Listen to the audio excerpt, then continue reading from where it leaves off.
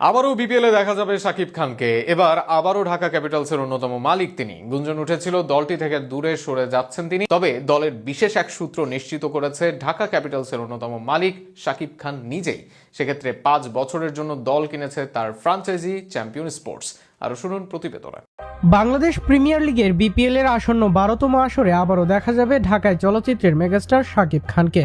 ঢাকা ক্যাপিটালসের মালিকানায় আছেন তিনি। গেল মৌসুমে প্রথমবারের মতো দলটির সহমালিক হিসেবে টুর্নামেন্টে অংশ নেন তিনি, যা দেশের ক্রিকেট ও বিনোদন প্রেমী দর্শকদের মধ্যে ব্যাপক আলোচনার জন্ম দিয়েছে।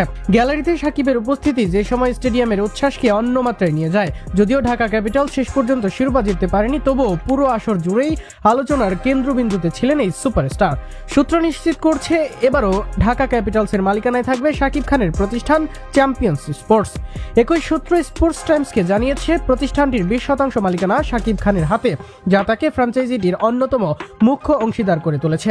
বিসিবির সঙ্গে 5 বছরের চুক্তি অনুযায়ী পরবর্তী 5টি আসরে ঢাকা ফ্র্যাঞ্চাইজির মালিকানা থাকবে ওই প্রতিষ্ঠান। যদিও এ বিষয়ে আনুষ্ঠানিকভাবে কোনো মন্তব্য করেনি শাকিব খান নিজে। প্রথম আসরে অভিজ্ঞতা থেকে শিক্ষা নিয়ে এবার আরও শক্তিশালী স্কোয়াড গঠনের উদ্যোগ নিয়েছেন তিনি। জানা গিয়েছে দেশীয় ও বিদেশি তারকা ক্রিকেটারদের নিয়ে ব্যালেন্স দল তৈরির চেষ্টা চলছে, যাতে ঢাকা আবারও শিরোপার দৌড়ে শক্ত প্রতিদ্বন্দ্বী হয়ে উঠতে পারে। আগামী 19 ডিসেম্বর 2025 থেকে শুরু হতে যাচ্ছে বিপিএল এর 12তম আসর।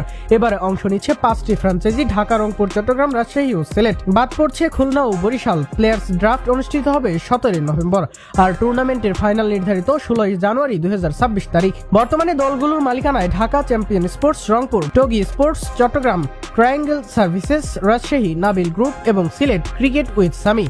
রূপালী পর্দায় দীর্ঘদিনের আধিপত্যের পর এবার মাঠের খেলায়ও নিজের উপস্থিতি জানান দিচ্ছেন ঢালিউডের কিং খান। পরপর দ্বিতীয়বার বিপিএল এর দল কিনে নতুন এক উত্তেজনা ছড়িয়ে দিয়েছেন ক্রিকেট প্রেমী ও সিনেমা প্রেমী ভক্তদের মাঝে।